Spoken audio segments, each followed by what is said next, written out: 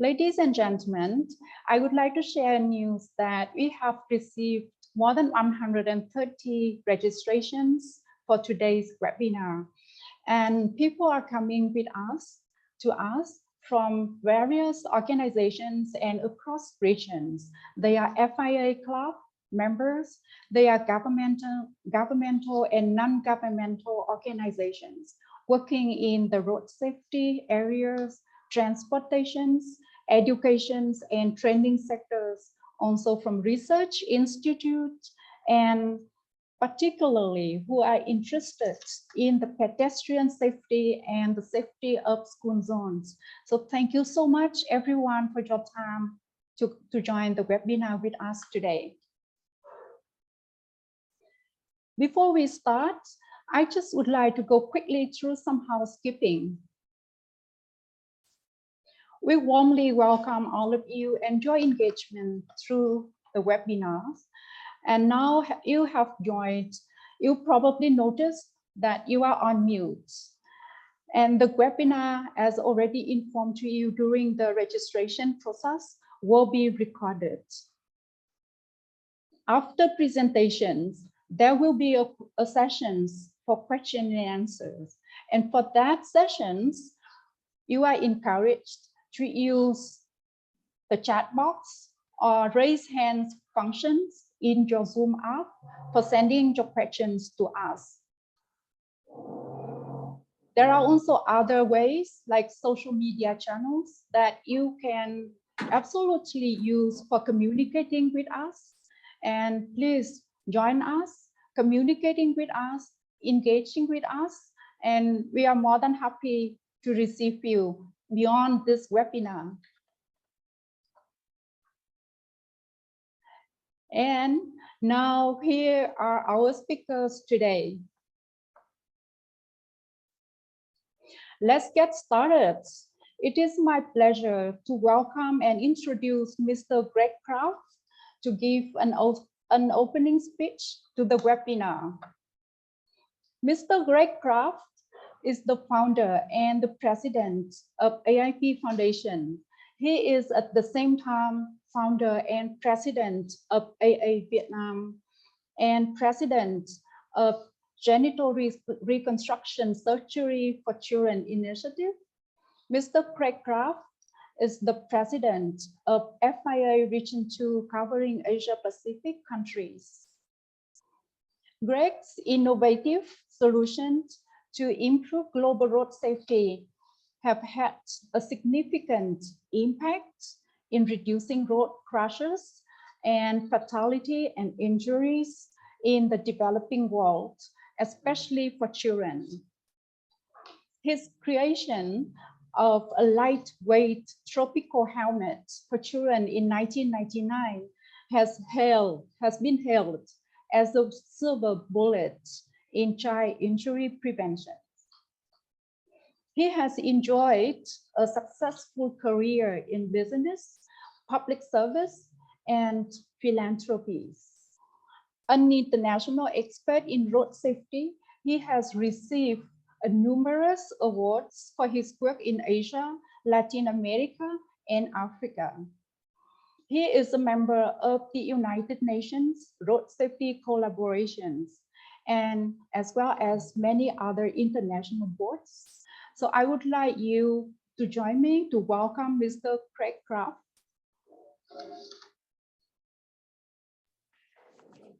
Unmute. Thank you, Quiling, for that kind introduction. And good morning and good afternoon to all of our guests from around the world. I'm pleased to welcome you here today for our very first webinar. You may be wondering about the helmet, and a lot of you remember that for 20 years, I've made hundreds of presentations around the world and always opened by wearing a helmet, sort of an aide memoir. I still have a lot of people come up to me, oh, the helmet guy, I never forgot you. Well, for the past 2 years, because of COVID, I haven't worn a helmet for anything. But this morning, my 6-year-old daughter asked me, Papa, why don't you still do the helmet thing? And I replied honestly, because of COVID. And in her innocence, she replied, "Papa, what does that have to do with the Zoom call?" And by gosh, she was right. So here I am, back to tradition, wearing my helmet just to open our session, and hope though that you'll remember too to protect your loved ones. The diversity of our audience shows the interest in protecting our youth and our future. And our road to this webinar, though, wouldn't have been possible without the support of our co-host IRAP and partners FIA and the FIA Foundation. So thank you very much. You know, one more little aside, I can vividly remember Rob McInerney's first visit to Vietnam 12 years ago. And I remember thinking, wow, I thought helmets were going to be a challenge, but this guy, Rob, is really facing an uphill battle. Yet here we are today, well along the way to global IRAP programs everywhere. So I just want to say, well done, Rob. Today, I'm happy to share that Vietnam's National Road Safety Strategy aligns with the UN Global Plan. Vietnam supports meeting the goals of the 2030 UN Agenda for Sustainable Development. And I'd like to congratulate them on their 10-year strategy to ensure 100% of newly built national highways and provincial roads will all be graded 3 or higher. And 75% of the national highway network will reach 3 stars or more, according to the standards of the Global Road Safety Traffic Assessment Program. So this is tangible progress that I hope will expand. So congratulations to our Vietnamese colleagues. I was also honored to recently sign a partnership framework for the Safe School Zones Guide with the Ministry of Transportation here. With the school zone concept still new to Vietnam and a lot of other countries, the aim of the 4-year program is to apply the Safe School Zones Guide nationally. Mandatory engineering parameters for all schools in Vietnam will include 30 km/h speed limits. This is just amazing. And all newly built schools are going to be designed with these parameters in mind, and all existing schools will be subsequently updated. So it's a huge accomplishment on the part of the Vietnamese. And this is a direct consequence of phase 1 of the Slow Zones, Safe Zones program.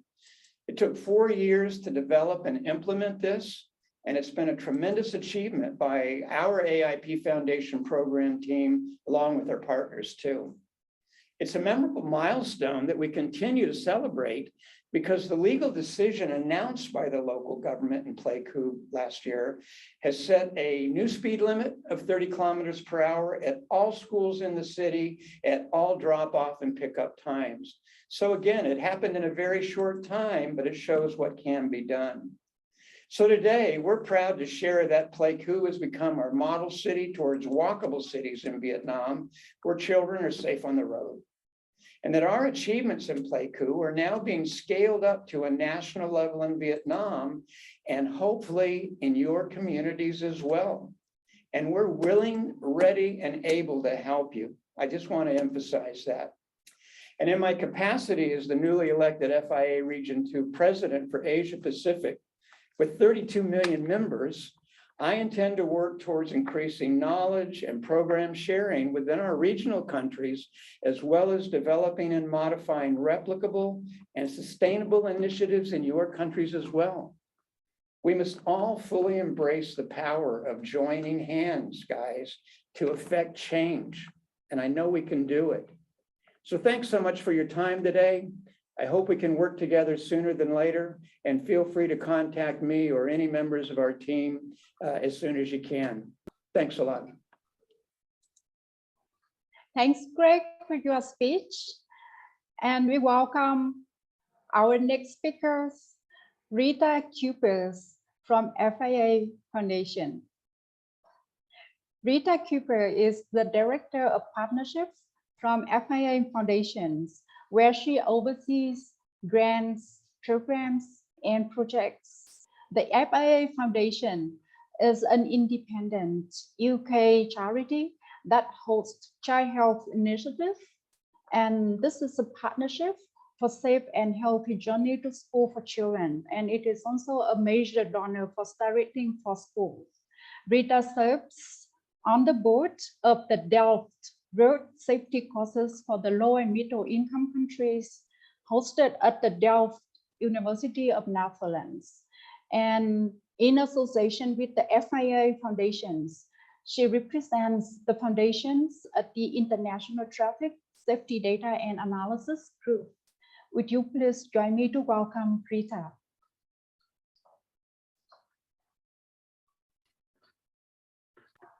Hi. Thank you so much for having me on this webinar. And Greg, I would have been very disappointed if I hadn't seen you with a helmet on your head. I was secretly hoping for it. We are, of course, at the foundation a staunch supporter of 𝐀𝐈𝐏's helmet program. So it's a nice aide-mémoire, as you said it. And of course, we're also supporting you on all the Safe School Zone work. And I would like to commend you, your organization, and your Vietnamese partners for all the brilliant work that you have done.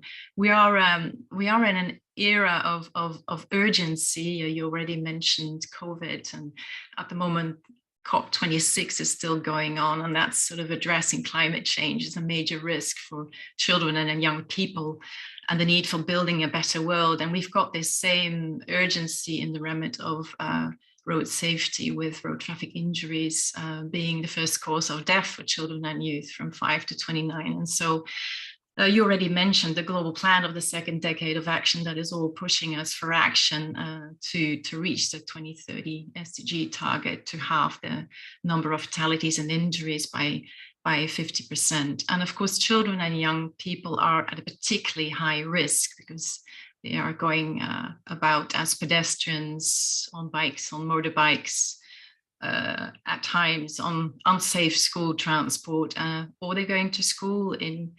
on streets, on roads, on high traffic and high speed roads. So they are at a very high risk. And that's why the foundation is focusing on that group. And we're doing that not on our own, but we're doing that in partnership and collaboration through the Child Health Initiative with like-minded partners that are working in the remit of safe and healthy school journeys, and our recently established advocacy hub that consists of technical partners that actually make this transition happen by working with national and city authorities on policy change, as 𝐀𝐈𝐼 has been doing in Vietnam. When it comes to the safety of vulnerable road users, and especially youth and children, very often the focus is on education and public awareness campaigns as the solution, rather than taking the problem from a safe system angle. And it is really road infrastructure improvements to protect children and youth, and informing drivers that they are entering a school zone and nudging them into safer behavior, and then educating children really on how to use that safe infrastructure. The sum of all those interventions provide the solution, provide a speed vaccine in the same way as you provided a helmet vaccine to protect the heads of children and youth. And so we really need to do that to make school journeys safe. And the star rating for school plays an important role in that advocacy work of the partners in the advocacy hub, and also automobile clubs, actually, because it provides the evidence, such as 𝐀𝐈𝐼 had also the evidence for the need for speed reduction at school zones in Pleiku City. So it is an important tool that our partners can use, and together with partner donors, we have funded the research and development of that tool, and it now has an extensive network of lead partners. And as you said, 𝐀𝐈𝐼 and 𝐀𝐈 Vietnam are lead partners, and they're willing to share their knowledge with partners in the region. And I was very pleased to see so many clubs in the region represented.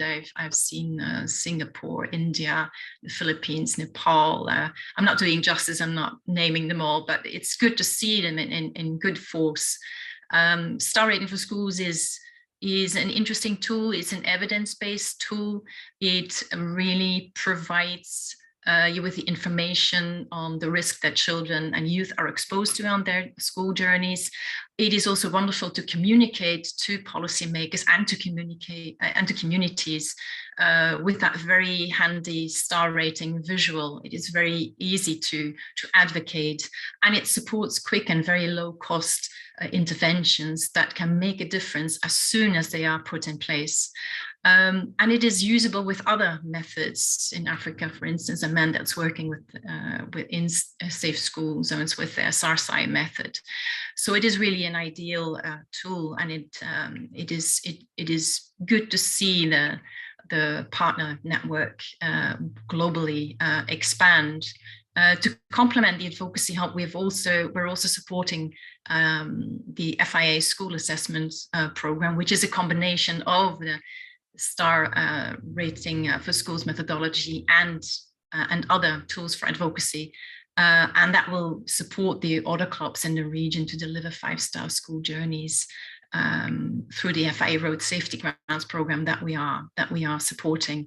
So really, I'm really glad to be in this webinar. I'm glad to see so many people represented here, also the other clubs. And really just to say that this goes beyond the schools themselves. You know, this also benefits the communities around the schools and creates safer streets for everyone, young and old. Thank you. Thank you, Rita. And ladies and gentlemen, please join me to welcome the next two speakers from IRAF, Rob McInerney and Rafaela Machado. Rob McInerney is the Chief Executive Officer from the International Road Assessment Program, IRAF, a registered charity with a vision for a world free of high-risk roads. Rob was involved in the development of the star rating for school applications, as well as the first global pilots in Mexico and South Africa, along with the establishment of the lead partner network at the Brazil Global Ministerials Conference in 2015. Now with IRAF, projects and programs conducted in over 100 countries across regions in the world, Rob works closely with on the key development, bank, political, technical, and NGO leaders from each country to build the local capacity and also deliver a large scale and long-term road safety benefits through the provision of safe road infrastructure as a part of their own RAP programs. Rob was awarded the IRF Global Road Safety Award in 2017, Fellowship of the Australasian College of Road Safety in 2015, and received the Prince Michael International Road Safety Award in 2014, and then again in 2020 in recognition of the work of IRAF globally. Now we will turn over to Rafaela Machado.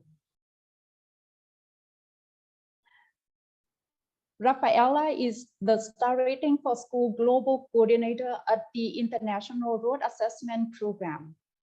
She is responsible for the global delivery of the programs and provides supports to the government, local organizations, and school community on creating a safer journeys to school for children. Rafaela holds a bachelor degree in industry and engineering, and then she holds a master in transportation systems. She has been working for 10 years in infrastructure assessment and partnerships to implement evidence-based solutions for safer roads. Please welcome Rob and Rafaela for their presentations, delivering 5-star school journey with star rating for schools. Yeah, come in, Keeling, Tentoila Rob. As Greg mentioned, Some of our very first IRAP work in the world happened there in Vietnam, and it plays a very special role in my heart, and also so happy to see the policy announcements recently by the Vietnam government. That target for 3-star or better roads right across Vietnam will save so many lives in the years ahead, just like 𝐈𝐀 Foundation's work has in getting helmets on heads. So congratulations on that fantastic policy initiative. You are leading the world with some of those announcements recently. Congratulations. Next slide, please. I'd like to just start my presentation firstly by introducing you to my children. I have 2 children, Callan and Mia, and I love them so much, and they love each other. They're good friends, and you can see some of their progress through their life from birth through to being around the 6-year-old age as well, and now they're 16 and 13 years old. The most likely way they will be killed or injured in this age group is in a road crash. That is unjust, unacceptable, but it can be solved. And the great work by 𝐈𝐀 Foundation, by the auto clubs as part of star rating for schools is all about making sure that our kids stay alive. Next slide, please. And so, as Ky-Ling said, our vision worldwide is for a world free of high-risk roads, and that is for all road users. There are a lot of dangerous roads worldwide, and it's a big part of explaining why road trauma kills and injures 100,000 people a day worldwide. But we have great hope because the new United Nations Decade of Action Global Plan for Road Safety that takes us through to 2030 as part of the Sustainable Development Goals includes the 2 most important things for infrastructure. And that is, 1, let's just make sure that every new road that is built, every new school that is constructed, that we provide safe journeys. So target 3 is for all new roads to be at that 3-star or better global standard. Every new road. No country can afford to build a brand new 1- or 2-star road. And then target 4 is about that progressive upgrading of existing roads so that at least 75% of travel is at that 3-star or better global standard as well. And what a great place to start is around our schools and for our children. And those partnerships now extend to more than 100 countries worldwide, more than 2.5 million kilometres of roads that have been assessed. And importantly, we don't save a life until the road is upgraded. So this building the evidence base, the policy settings, can actually then give governments confidence to invest in this safer road infrastructure that will save lives and save money. Next slide, please. And so the star ratings, they are really about simplifying the discussion about infrastructure. So we know that some roads are safer than others, but we've struggled in the past to be able to describe that. And the star rating essentially brings all of the road attributes that matter for safety into a single way of communicating that safety performance. So 1 star is the least safe, and 5-star is the safest. And what we know that if we can go from 1 star to 2-star, we will halve the levels of death and injury on that road. Likewise, going to 3-star, again to 4 and 5-star. Next, please. And so our work globally is about trying to identify where these high-risk 1- and 2-star roads are and develop the business case and the willingness, the political will, the engineering will, the community will for those upgrades.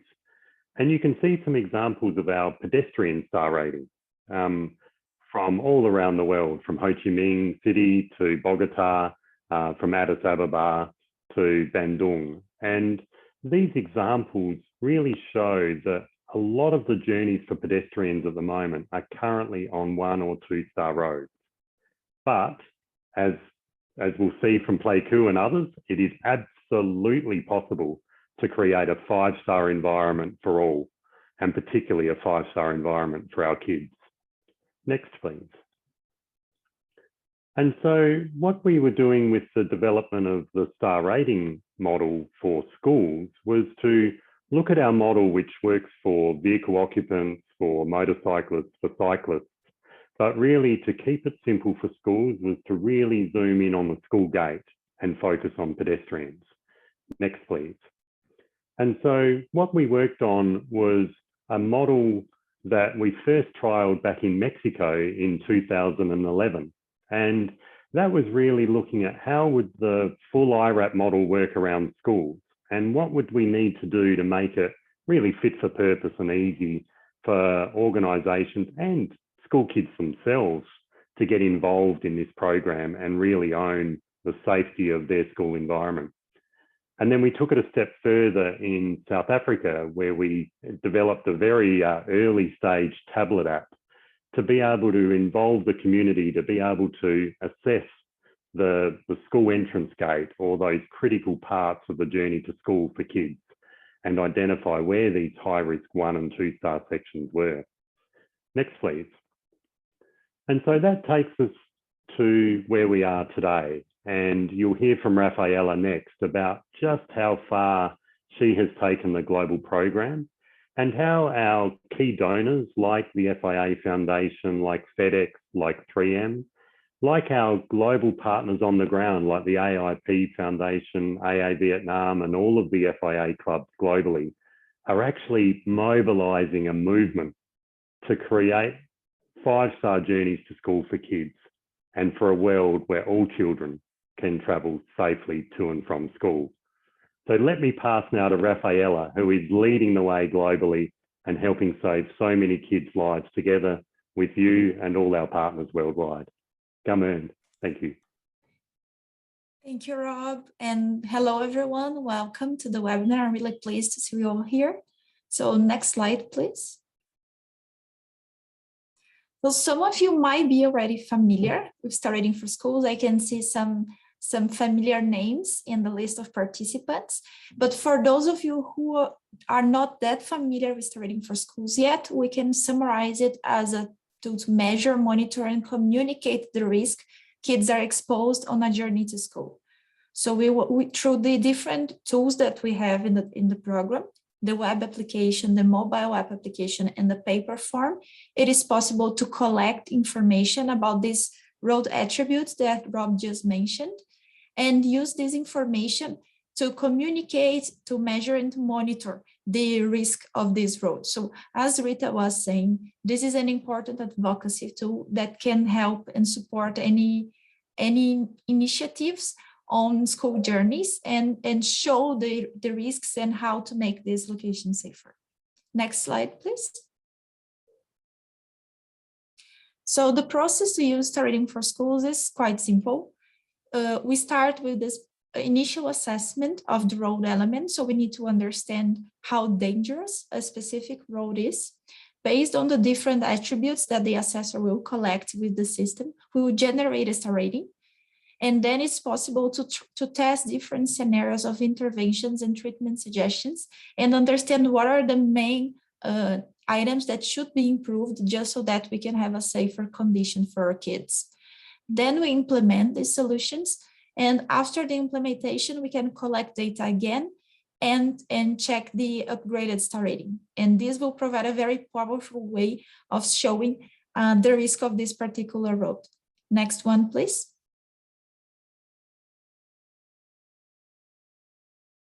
Next one, please. Okay, thank you. So these are just some of the examples. And again, you can very easily see how the infrastructure has impacted the safety of these different interventions and locations. So this is a program and a process that has been already applied in 43 countries. Next, please. Next, please. So these are just some of the examples of different improvements. And of course, we have 𝐸P Foundation leading the way in Vietnam. So I'm really happy to see 𝐸P Foundation delivering this webinar and of course, having so much to share with all the different participants and attendees of the webinar. So next one, please. For someone that is getting started on starting for schools, there are some questions that might arise. So which location should I assess? How many schools should I assess? Should I include kids? How should I include them as part of the project? So to support this initiative, the FIA has developed the School Assessment Toolkit. So this is a quick 10-step approach that allows different organizations to understand how to structure, to undertake, and to celebrate a school assessment project. So this is a resource that is available, it's free in the internet, is available for everyone. I would recommend you all that are interested in undertaking school assessments to take a look. Next one, please. And this school assessment toolkit is one of the guidance for the FIA members that are implementing the FIA Road Safety Grants Program. So the projects that are being implemented now are following these steps. So it's a very simplified way of tracking and making sure that the project will be successful. So in summary, we can mention these 4 major areas of work when you are structuring a school assessment project: building the foundations of the project, which includes partnerships and funding for the interventions and other activities. Then planning the assessment, including identifying the schools that should be assessed, engage these school communities as part of the project, and then selecting an assessment approach and the objectives of the project. Then conducting a safety assessment. So this includes having a team trained on starting for schools and other activities that might be conducted, then assessing infrastructure. The toolkit also includes a behavioral safety from the FIA member in Canada, and then communicating the results and scaling up the outcomes, advocating for road upgrades, celebrating success, and of course, making sure that we will scale up the success. So I am not going into the details of all of these elements because I really want you all to check and take the most of the opportunity of learning from these steps in a very applied structure. So 𝐸P Foundation has been leading and delivering these 10 steps with a lot of success. So I really hope you can now enjoy and learn with the experience of the 𝐸P Foundation. Next slide, please. The toolkit is structured just so that all of these different steps are detailed in a library with documents. So we have here the templates, if you need an example of a letter to invite a local organization to join the program, or if you need a letter to introduce the project to a school, you can find the templates there, and you can also find the Starting for Schools tutorials and guides. So this is all available in the toolkit. Next one. And then for each of the steps that we are mentioning as part of the toolkit, we have this summary on what it means, what should be addressed in this particular phase of the project, and then the helpful guidelines, documents, and materials. So I can see that you already have a lot of questions in the chat, so I really hope you can interact and enjoy this experience and make it as many questions as you can, and the 𝐸P Foundation can lead this discussion and deliver all this information to support the region in delivering successful school journeys. So thank you.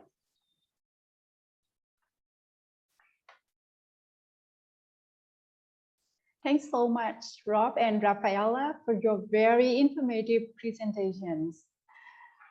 And our next presentations are about the practical interventions using the Starting for School for school zone safety programs in Vietnam. And I'm so happy to introduce 2 of my colleagues from 𝐸P Foundation, Minh Võ and Hồng Bùi. Minh Võ is our monitoring and evaluation coordinator. She works at 𝐸P Foundation in Vietnam office. Ming supports the development of monitoring and impact indicators for various road safety programs in the Southeast Asian countries. Ming is also a IRAF Star Rating for School master trainer. She delivers training to the new members and coalition partners to improve safety around the school zones. She believes in the power of youth to address the biggest killer of her generation, road crashes. Another of my colleagues join us today is Hong Bui. Hong is the program manager and has been working for more than 10 years at AIP Foundations. She manages various pedestrian safety and speeding programs across Vietnam, focusing on various fields, including education, environmental improvement, research, and advocacy to promote the pedestrian safety and also advocate for speed reduction policies at the school zones in Vietnam. Hong also coordinates with a diverse range of stakeholders, including the government and also non-governmental organizations, communities, consultants, and donors to work together to achieve sustainable results. Ming and Hong will be sharing with you our practical work on infrastructure assessment, stakeholder engagement, the challenges that have been faced, and also lessons learned for effective implementation and advocacy for policy change in Vietnam using the Star Rating for School. Ming and Hong, please give us your presentations. Yeah, thank you, chị Quỳnh for the introduction, and good afternoon everyone from Ho Chi Minh City, Vietnam. Thank you all for joining us in the webinar today. My name is Minh, the M&E coordinator from AIP Foundation. It is my pleasure to join you today. Rob and Rafaela from IRAP had just shared with us a brief introduction about Star Rating for School and the School Assessment Toolkit. So now I will continue to present how we, AIP Foundation, has incorporated Star Rating for School, following the step in the toolkit, into one of our signature school zone program, the Slow Zone Safe Zone program in Vietnam. Next, please. Yeah, just a little back about the history of our organization. Since 22 years, AIP Foundation has identified the leading causes of road crashes and implement programs to address the issues. When our organization first started, we focused on improving helmet safety in the region. Since then, we have expanded our programming to address various road safety risks, especially the pedestrian safety and safe school zone, with a focus on the best timing measure to provide a safe environment for children and youth, as we all know that road crashes are the leading causes of death for this group. Next, please. We implemented our first school zone program in 2005. At that time, to assess the school infrastructure before and after intervention, we took pictures at the school gate and filmed the pedestrian observation during pickup or drop-off time to investigate the traffic situation and the behavior of students when crossing or walking along the road. We also used a checklist of some typical road attributes to identify which one will present a mixing at the school zone. Besides, we also conducted a focus group discussion or in-depth interviews with teachers, students, and parents to learn about their opinions on unsafe infrastructure and the effectiveness of the safety engineering improvements after intervention. These tools help us identify which road upgrades should be implemented, but actually it was still difficult to measure the safety level of the new infrastructure compared to the old one. And it was difficult also to communicate the result with the relevant stakeholders, donors, and communities. When presenting the result, we had to show the long list of the road progress that we implemented. And then we have found a very powerful tool to help us solve these disadvantages, and it is directly for school developed by our partner 𝐼𝐴. Since 2017, we have worked with 𝐼𝐴 as a lead partner. Next, please. Up to now, we have used the Star Rating for School tool to assess 2 schools in Thailand and 733 schools in Ho Chi Minh City along Vietnam. Next, please. In the scope of this presentation, I will focus on how we have applied the Star Rating for School in our infrastructure improvement component of the Slow Zone Safe Zone program. Slow Zone Safe Zone is the first ever pilot program to reduce speed in school zone in Pleiku City, Gia Lai Province, Vietnam. It is supported by the Foundation Botna and managed by the Global Road Safety Partnership and by the FAA. We also collaborated with private partners such as Nissan, Kova, and Mercedes-Benz, and also with the government stakeholders, including the National and the Provincial Traffic Safety Committee, as well as the Ministry of the Education and Training and the Provincial Department of Education and Training. The first phase of the program was implemented from 2018 to 2020. Next, please. Before conducting the Star Rating for School assessment at the start of the program, we had to arrange and build capacity for the assessment team. The number of the team members depends on how many schools you assess. In our program, we only assess 2 schools, so our team is rather small, 2 Star Rating for School assessor and 1 volunteer. The more experienced assessor is the team leader. All of our Star Rating for School assessors were trained on the Star Rating for School methodology and tools by 𝐼𝐴 to ensure the capacity. And it is also a requirement when you want to conduct a Star Rating for School assessment. Moreover, at AAB Foundation, we developed our own methodology for the pedestrian observation to record the working behavior of students and the number of pedestrians, which is a requested attribute in Star Rating for School, and we often train our volunteers to conduct this observation. Next, please. Yeah, and next step is to identify the high-risk school for Star Rating for School assessment. So how we can select them? The first step in the school selection lies in understanding the local road safety context.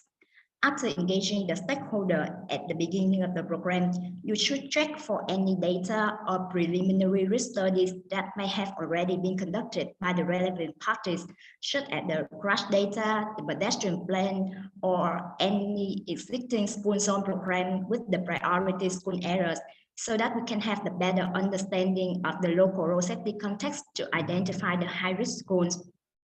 If there are any ongoing school zone projects or any major works that are planned, you should align with the local governments to assess these schools that have already been identified as priorities or may be affected by major changes.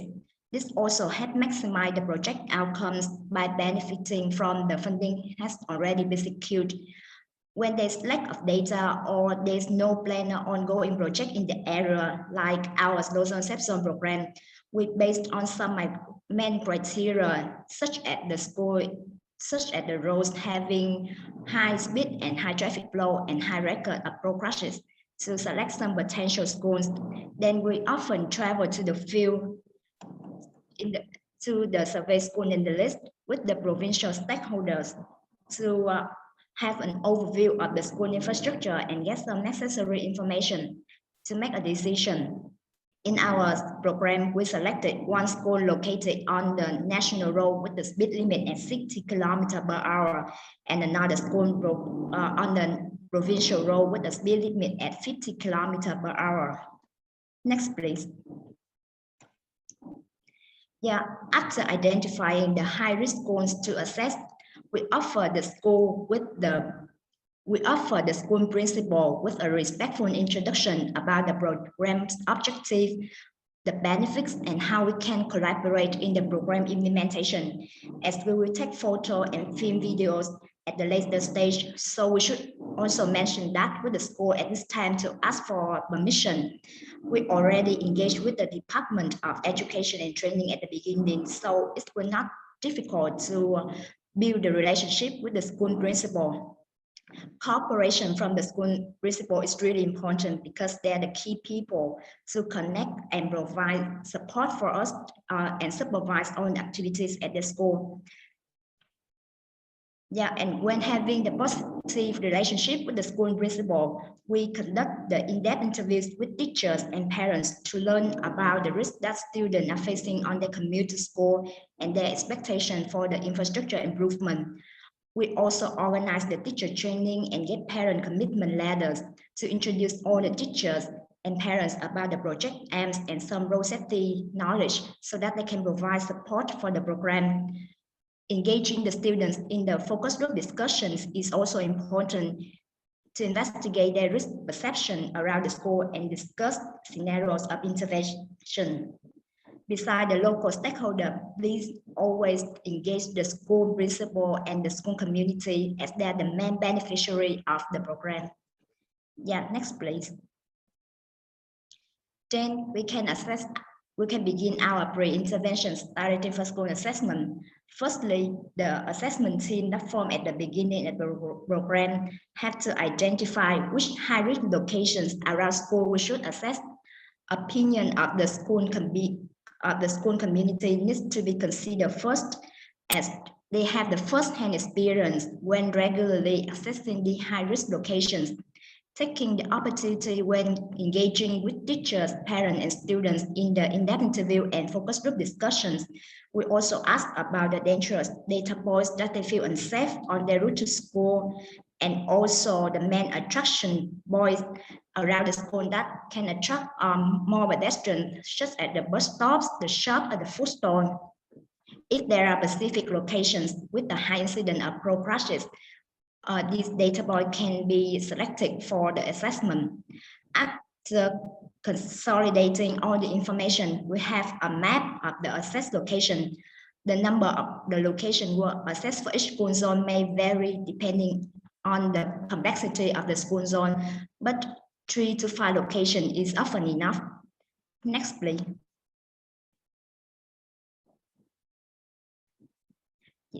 For example, this map shows the locations that we assess as one school for our slow zone safe zone program. The first location that we assess is the school gate, as many students cross the street here to access the shops opposite the school and come to the parents during the drop-off time. Access point of the 2 alleys beside the school to the main road are also assessed, as many students living in school coming to school through the alleys. And besides, we also assess one location near the curve on the right and one location about 300 meters from the school gate on the left, because students often come here to buy food. Yeah, next please. After identifying all the potential high-risk locations, our assessment team will schedule the time and prepare the necessary equipment to travel to the field and to conduct the assessment. We don't inform our assessment date to the school beforehand, as the school may have some preparation. At each school, we assess 28. At each location, we assess 28 attributes, including the road infrastructure attributes, vehicle and pedestrian flow, as well as the operating speed. We often assess the road infrastructure attributes directly at the field, while we train our volunteers and work with the local stakeholder or consultant to collect the vehicle and pedestrian flow and the operating speed. Next, please. As Rafaela has mentioned, we have 3 ways to code the attributes: the web application, the Android app, and the paper form. We often use the web application as we can open it directly from our phone or tablet, and you don't have to spend time synthesizing data later, like when you code on the paper form or Android app. And when at our field, we take the pictures of the road infrastructure attribute first, then we access to our account on the website, upload the pictures of the locations, and direct. Here is that we often collect the road infrastructure attribute data at the off-peak hour. usually after the school arrival time or before the school leaving time to avoid rush hours, so that we can observe the road infrastructure easier and take clearer pictures. For vehicle flow, pedestrian flow, and operating speed, we have to wait for this kind of information from volunteer and stakeholder consultant later to code it. I'll explain more about that in the following slides. So if you want to code the road infrastructure attributes directly at the field like us, you should prepare something on the Start for School website in advance to save time. Next, please. The first thing is you access to your account on the website, and if you have an account yet, you have to create an account. Next, please. After accessing to your account, you have to establish a new project on the system if the project hasn't been created yet. Next, please. Then you add schools that you are going to access. In our program, social access zone phase 1, we added 2 schools here. You can see many schools on the slide because that's the school of the phase 2. Next, please. Following that, you will create a survey for each school that you will assess. For example, we created a survey named 𝐸𝐿 Primary School Pre-Assessment to contain all the locations that we assess for 𝐸𝐿 Primary School at the pre-intervention stage. Next, please. After that, you create the assessed locations for each school that you have identified. And yeah, that's all we often do before we at the office, before traveling to the field to collect data. Next, please. And when we are at the assessed locations, we just need to open our account and access to the locations that we already created at the office and upload the pictures we have taken, and as well as code the raw attributes data. It is convenient and save time when you are at the field. And remember to click save to save the attributes that you coded before closing the web. And as I have mentioned, a few attributes that we don't code right at the location, including the vehicle flow. Next, please. The vehicle flow is all the motorized vehicles recorded at a location during 24 hours. There's a rule of thumb to calculate the vehicle flow by multiplying the peak hour flow by 10, which means that the number of the vehicle during the peak hours often account for 10% of the total vehicles during a day. Actually, you can count the number of the vehicles in 15 minutes and multiply by 40. You should apply this rule of thumb only when there is no available data. So please ensure to check with the local government stakeholder first if there is any data available or they are willing to support you to collect this kind of data. Otherwise, you can use this rule of thumb as a good estimation. When we don't have this information available yet, the vehicle flow is often recorded in one video with the pedestrian observation by our trained volunteers. Our volunteer will record a video, count the vehicle flow, and provide us this number. Next, please. Another attribute is the pedestrian flow. We need to collect 3 pedestrian flows, which are the pedestrian flow along the left-hand side of the road, along the right-hand side of the road, and the crossing flow. You can count the pedestrian for a sample period during peak hours for about 15 minutes, then multiply by 3 to have the number of pedestrians during the peak hour.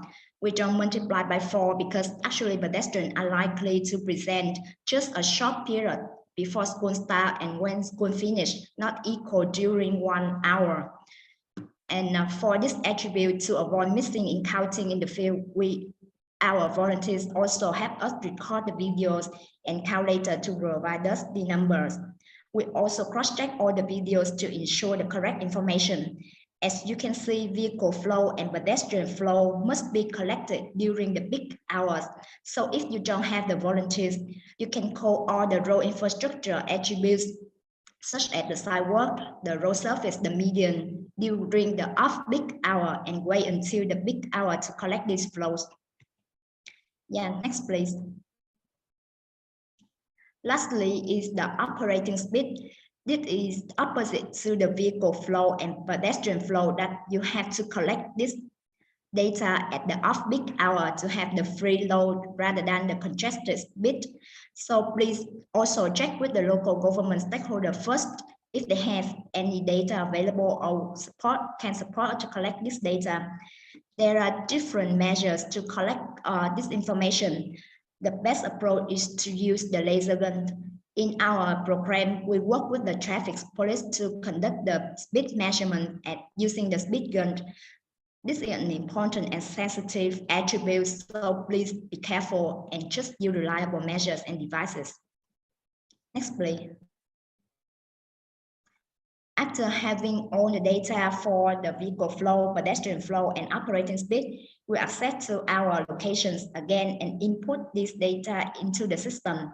When finished, our assessment team discuss again if there are any confusing attributes or even call each other's location as a peer review.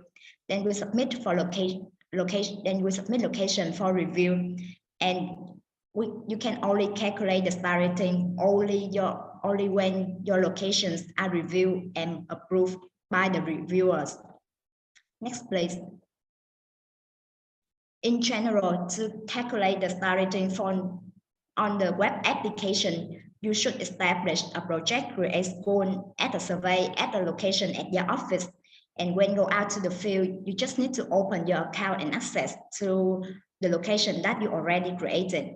Some attributes and record the road infrastructure attributes. Some other attributes such as the vehicle flow, pedestrian flow, and operating speed. You can wait for a few days depending on how you collect this information to finish your coding.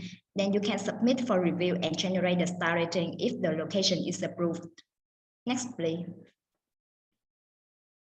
Yeah, and one function that we found very useful in star rating for school is the demonstrator. After generating the baseline star rating, you can use the demonstrator to identify which road abreast will have increased the stars and reduce the risk score known as the star rating score for your locations. For example, we assess the current road infrastructure of one location and it is rated 2 stars with a score at 45.05. Then we use the demonstrator to test potential abreast for this location. And when we construct a new sidewalk, for example, this location is upgraded to 3 stars and the star rating score decreases. Known as the risk score decreases to 20.93. You can take turns to test on the potential road abreast to identify which one appropriate for your locations. Yeah, next please. Yeah. And now you can have the baseline star rating and the pro intervention using the star rating for school demonstrator. But how you can use this result as well as other strategies to advocate for road abreast and surprise success and scale up your program. Our program manager, Ms. Thomwood, will continue to share her experience on this topic. Ms. Thomwood, the stage is yours. Thank you so much. Yeah, thank you very much, Min. Hello, everybody. It's my pleasure to be here today and share with you our work on safe school in Vietnam. Next, please. As my colleagues mentioned, we work with the government to implement phase 1 of the slow zone, safe zone project from 2018 to 2020. Our target schools are located in Pleiku City, Gia Lai Province in the Central Highlands of Vietnam.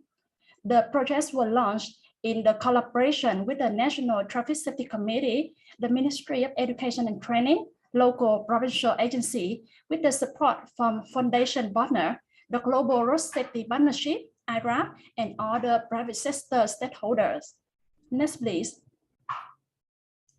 And our overall goals were to reduce cross-class injuries and fatalities in school zones. It was done through using a multi-branch approach by making the road and environment around school safer for young people. Our intervention with a focus on speed included enhancing road infrastructure, increasing public awareness, delivering education, and advocating for legislation on reduced speed in school zones in Pleiku City. Next, please.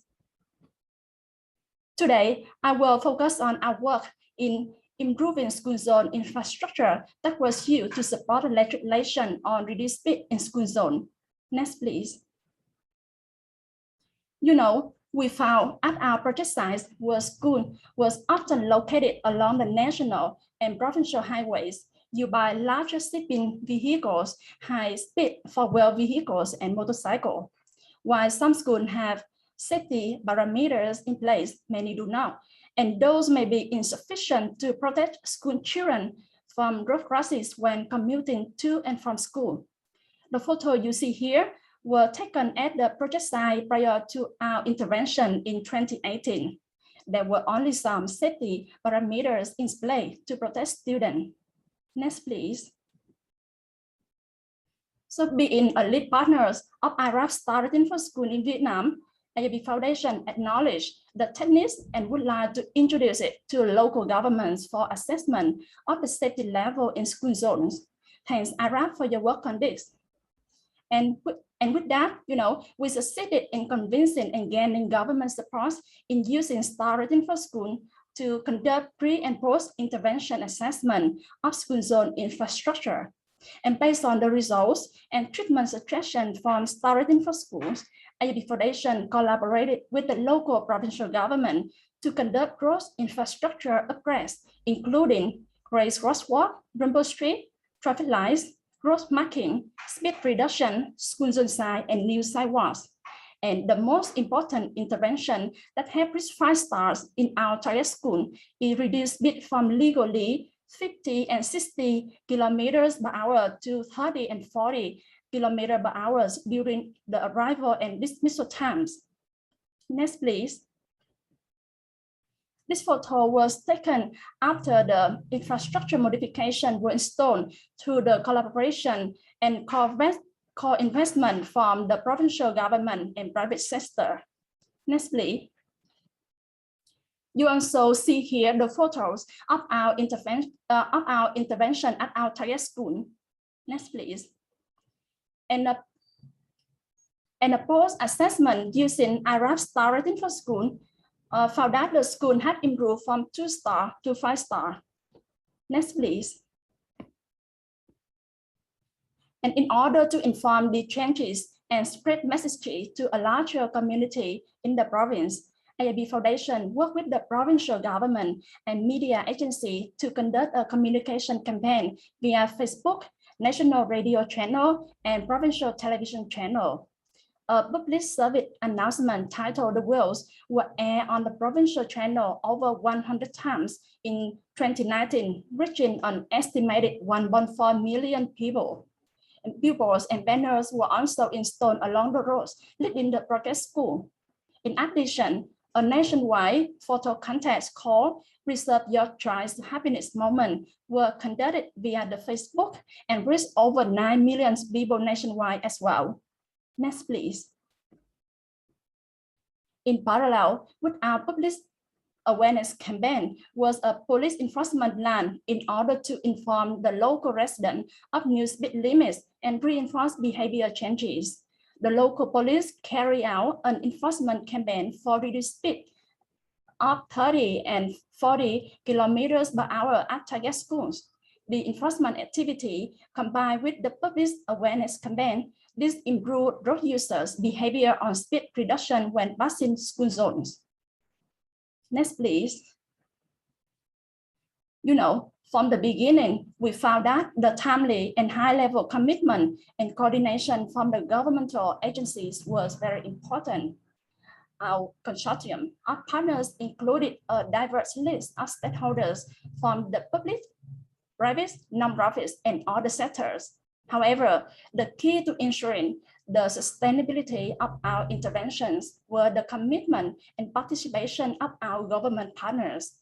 The National Traffic Safety Committee, the Ministry of Education and Training, the Ministry of Transport, along with the provincial level agencies was instrumental in the implementation and the end result of the projects. During the implementation, the NTSC guided and oversaw the Slow Zone, Safe Zone projects, calling on the local government to cooperate with the 𝐲𝐵 Foundation. The Ministry of Education and Training oversaw and oversaw the development of the traffic safety e-curriculum and supported us by assigning provincial government bodies to cooperate during the pilot phase. The MOT, the Ministry of Transport, approved for piloting speed reduction for school zone located along the national highway. At the local level, various government bodies took key roles in working alongside 𝐈𝐵 Foundation, but these specific organizations took a critical roles in achieving our primary objective, including the local people's committees, the Traffic Safety Committee, Department of Education and Training, Department of Transport, and the police. And in order to ensure effective and timely project deliverables, we regularly engage key government partners with formal and informal check-ins to the established working committee. This meeting informs stakeholders of project progress while promoting increased commitment through their participation and contributions. Next, please. And after 2 years of implementation, the findings show that our target school achieved a 5-star rating from 2 and 3 stars based on the IRAP star rating for school assessment. And before our intervention, some vehicles were driving at fast at 70 to 80 kilometers per hour. But after the modification were installed, speed at our target school reduced by 18 to 21 kilometers per hour. There was also a significant change in the community knowledge about the legal speed limit at the target school, where the percentage of the people who could correctly identify the current speed limit increased from 15.9% to 65.8% on average. And among the reports collected from the student, the rate of crashes near our target school decreased from 34.1% to 30.4%. In addition, following the successful result of the pilot program, the local traffic safety committee was able to install school zone infrastructure at 26 other primary schools, costing around $17,000 US. And furthermore, they are planning to pilot this model to secondary school in their city as well. Next please. And finally, these findings resulted in Yala Provincial People Committee passing an official legal document to reduce speed to 30 and 40 kilometers per hour in school zones in Pleiku City. The division also instructed the local People's Committee to allocate funds for the road modification in school zone in Pleiku City.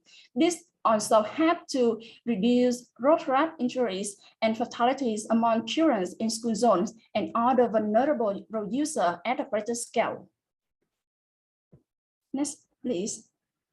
And building upon phase 1 success, 𝐈𝐵 Foundation launched phase 2, which focuses more intensively on the scaling up by improving holistic school zone safety through infrastructure development and modification, behavior and perception change, and government legislation. Phase 2 of the slow zone safe zone will focus on 3 objectives. The first one is reduce speed around the school zone citywide with coordinated speed calming modifications and behavior change campaigns in collaboration with the local government. The second objective is to establish a citywide school zone definition. And the third objective is to advocate for the national adoption of our e-curriculum training on the traffic safety. And as Red mentioned from the beginning, at the national level, 𝐈𝐵 Foundation formed partnership with the Ministry of Transport to develop a safe school zone guide that we will advocate to become an official technical guidance on designing and implementing various solutions in school zone. We would like to thank 𝐈𝐵 Foundation for your great support on this. Next, please. I would like to take a moment to highlight the advantages and challenges which we experience in implementing our interventions. The first advantage is the remarkable commitment and support from the national and local government. Throughout this phase of the project's implementation, 𝐈𝐵 Foundation engaged numerous government agencies to our benefit and the benefit to our beneficiaries. We receive generous and positive support and commitment from our national and provincial government stakeholders to our implementation. The second advantage is the legislation for dynamic speed limit. You know, before 2019, Vietnam operated under a fixed speed limit. After that, the Ministry of Transport of Vietnam issued the Circular 31 in August 2019 to allow for dynamic speed limit in the country to exist. What this means is that speed sign should be based on the actual situation of that road. And in doing so, local government agencies and now are able to design it, reduce speed for their schools during peak hours. And that is exactly what happened in our target region with the Gia-Lai Provincial People's Committee passing a decision to reduce speed in school zone to 30 and 40 kilometers per hour. And the third advantage is the commitment and support from the local police. The local police was very supportive and willing to carry out two enforcement plans around to target school in addition to their regular duties in 2019. The last but not least is the overwhelming support from GSB throughout project cycle, including their technical advice on capacity building for local government and design of the school modifications. Next, please. And now I would like to move to the challenges we face during the implementation. The first challenge, also the biggest challenge, was the limited evidence base for speed reduction in school zones in Vietnamese context. In addition to there never being a speed limit of either 30 or 40 kilometers per hour and in any school in the region, there was also no specific mandates for reducing speed in schools in the traffic laws at the times. Therefore, advocating for passing the speed reduction decision was our biggest challenge, since legislators did not have many examples or research studies to draw from with evidence supporting these changes. But fortunately, the support we received from the NTSC in implementing these projects were critical in allowing us to pilot reduced speed and collect that evidence to inform our work. And furthermore, the support from GSB allows us to organize capacity building workshops to share international best practices with the government partners and speed reduction enforcement. Another challenge is the lack of the adequate resources and staffing to effectively enforce speed reduction efforts. As I mentioned above, there were no specific mandates for reducing speed in school zone in Vietnam traffic law because this addition enforcement fell outside of the regular working schedule of the local police. It was very difficult for the local police as they lack of the financial and human resources to conduct the enforcement. And with the great commitment from the local police, they had the enforcement plan to take into account peak hours and specialized areas in order to monitor and enforce speed reduction in high-risk area effectively. The last challenge is the timeline of approval process to reduce speed in the target area. You know, a key component of the infrastructure modification plan under the slow zone, safe zone projects were to reduce speed limit in the school zone. And one of two target schools is located along the national roads, which is managed under the authorities of the national government. And that's why it took us around 6 months to get all the required permits from the national and local agency to complete all modification. And that's all I would like to share with you today. Thank you very much for your attention. Thank you so much, Minh and Hong, for sharing a lot of your practical experience and especially how the challenges, how you have overcome the challenges and become successful for policy advocacy in Vietnam. So dear participants, following the agenda, we will go ahead now and take about 15 minutes for question and answers. During the presentation, we already received few questions. And I would like to thank Rita, Rolf, and also Rafaela for responding directly to our participants. For all other participants, this is just a gentle reminder to all of you. Please be sure to type your questions into the chat box, or you can also raise hand in your control panel.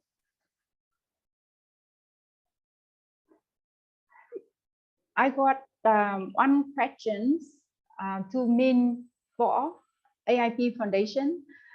The question comes from Kulantaima Safe Kids, Malaysia. And I think this question can be combined with the comments from Ali. Ning, could you please listen to the questions and provide some response if possible? The question is, star rating for school works better if we have a large number of children as a pedestrians.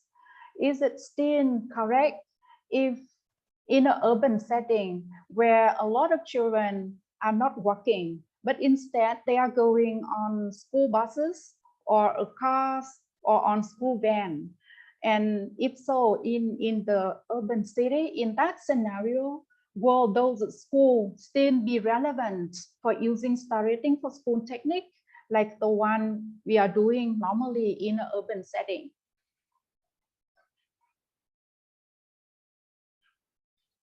Yeah, thank you for the question, Kulan, right? Yeah.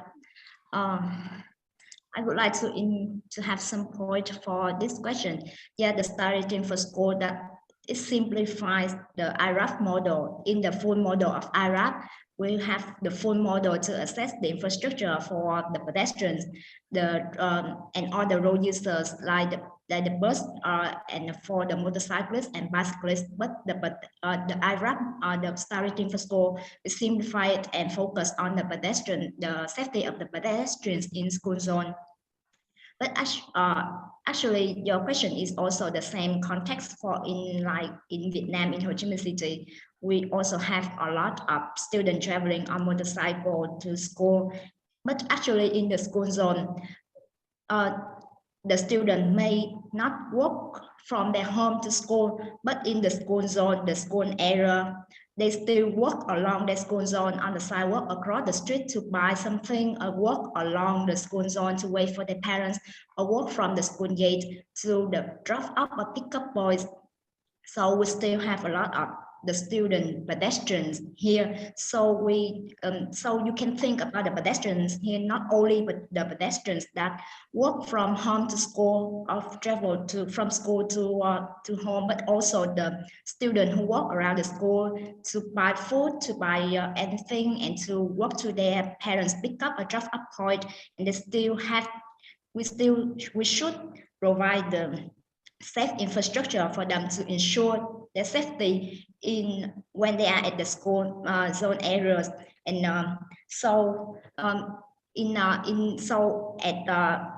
with your question, you can identify the high risk location here, or you can focus on implement the safety approach for the school gate, or just within the school area, the school radius. Yeah. And so it's still important. You can still apply IRAP star rating for school in your context. And moreover, that because the star rating for school model is simplifying the full model and focus on the pedestrian safety. So for any other areas that have been many pedestrians, you can also assess the school infrastructure for those locations. And so that the pedestrian as one of the most vulnerable road users. So it's really important, and it's really important to provide the safety measures for them to have a safety commute. Yeah. Yeah, Rafaela, do you have any inputs for that?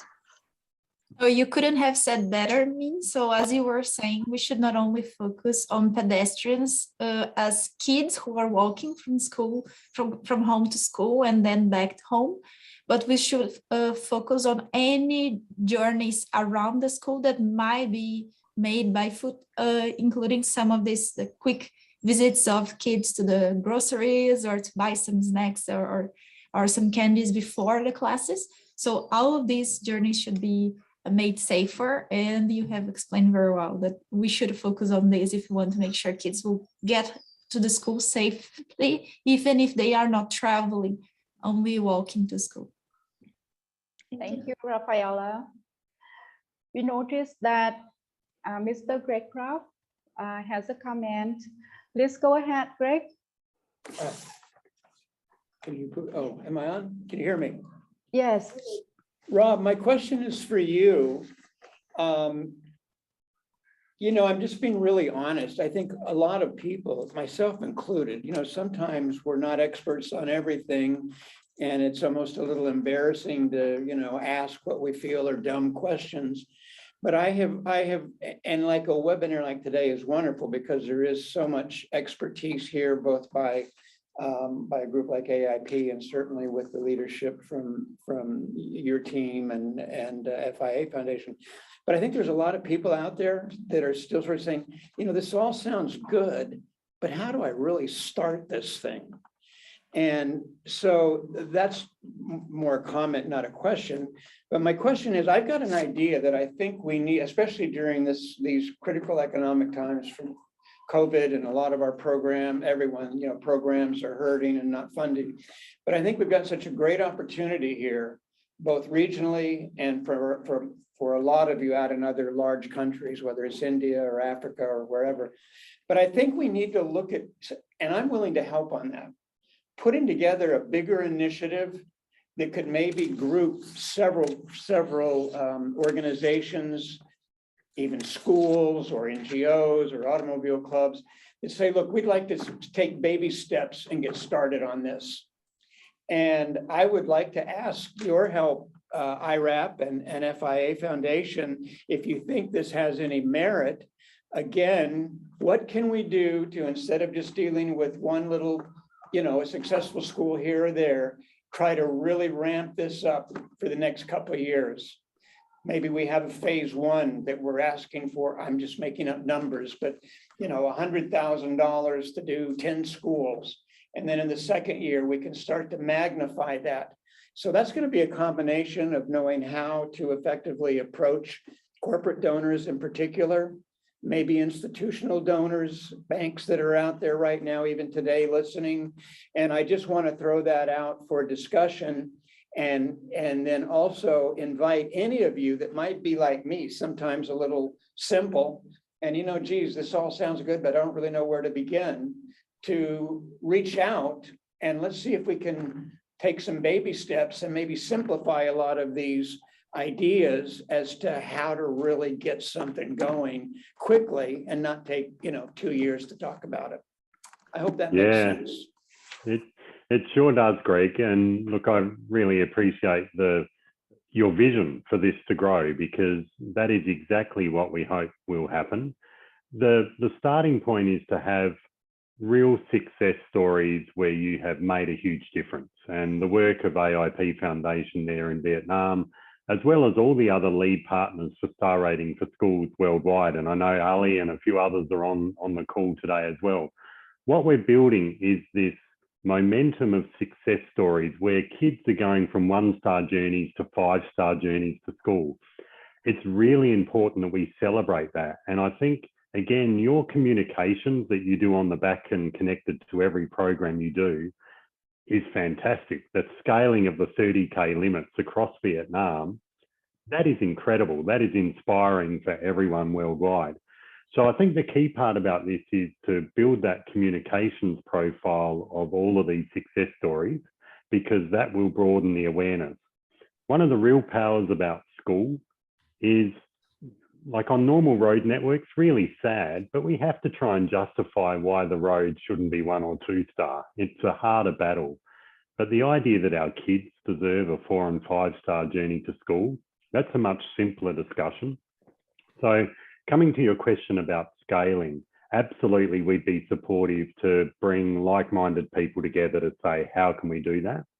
The lead partner network is our starting point. These people who are really passionate and enabled and ready to deploy this. But the engagement with our donors can take on some different forms. So for example, we are considering like for those of you familiar with sponsor programs for children, to provide water in a village or to provide support for farm animals that can sustain a village. The idea for our schools is to buy a zebra. And maybe we can build with the partnerships with UNICEF and others like that to broaden the donor appeal for this. The other big thing that we're working on with the World Bank, the International Finance Corporation, but also the FIA, is impact investing. So in simple terms, right now worldwide, for every $100 of crash costs, we're investing about $1 to solve it. So there's this big mismatch between the cost of road trauma and the benefits of investing. So we're actually tapping into the impact investing market, the sustainability financing connected to the SDGs, and trying to build the concept of a saving lives bond that could actually mobilize donors to very repeatable, evidence-based and trustworthy programs to scale up impact. And the star rating for schools is one of those ideal programs to scale, and with that, bring communities with this, because there's, as I said about my kids, there'd be nothing more important than saving our kids' lives and doing it on a global scale, and we can make it happen together. So I look forward to working on that with you, but also any of our other participants today who are keen to help us scale. Thanks so much, Greg and Rob, for your sharing. Yes, for sure, synergy among various stakeholders, organizations, like everyone from us here, is obviously important. Like Helen Callan, she said, when you work alone, you can do so little. But when we work together, you can do a lot. Because the time already fixed for this webinar, there are still some couple of questions, but we will address all of this one after we communicate with our presenters and speakers later on, and maybe we can get back to you by emails or the other platform. And for today, I think the Q&A session has to stop by this moment. And I would like to appreciate and thank a lot to all of our speakers for their efforts and time. And I also would like to thank all of you participants for your huge engagement and cooperation throughout the webinar. And again, from AIP Foundation, we encourage you to connect with us on the social media channels, email, and also internet website. And we are more than happy if we can provide any additional support or any communication on the work that we are working together. And I would like to make an announcement that we have created a very short survey form, and this form will be emailed to all of you. And I would like to ask you to complete the survey, and as soon as you completed it, then we can also share the recorded link of today's webinar with you. And there are a few words from Indira Gandhi I would like to share with you. She is the 3rd Prime Minister of India, the first and also to date, the only female Prime Minister of India. We must protect children. We must protect families and children who are inalienably rights and should be loved, should be taken care of physically and mentally, and should not be brought into the world only to suffer. So this is something I hope complements the last word from Rob, CEO of 𝐼𝐺, to share all of our works and sharing on the efforts together for the safety of our children. Before we leave today, may I ask you, everyone, please turn on your camera for a group picture. And my colleagues from AIP Foundation will help to take a photo of everyone here.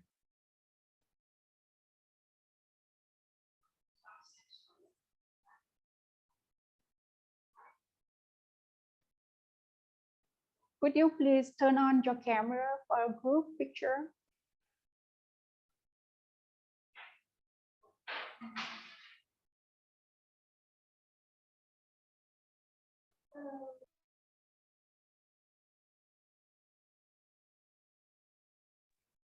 If your hair is a little bit rough, maybe you can just get a helmet like Greg for the photo. Okay, we will wait for 10 more seconds for everyone to turn on the camera. Host, Mr. Dash, can you turn on everyone's camera?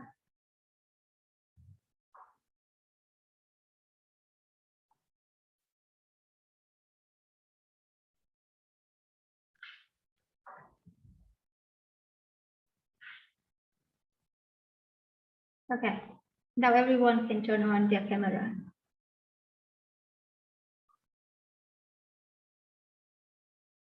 Okay, I will start the picture in 1, 2, 3.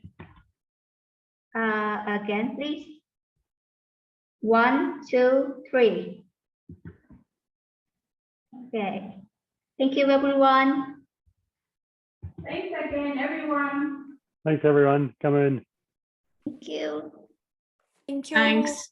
Bye.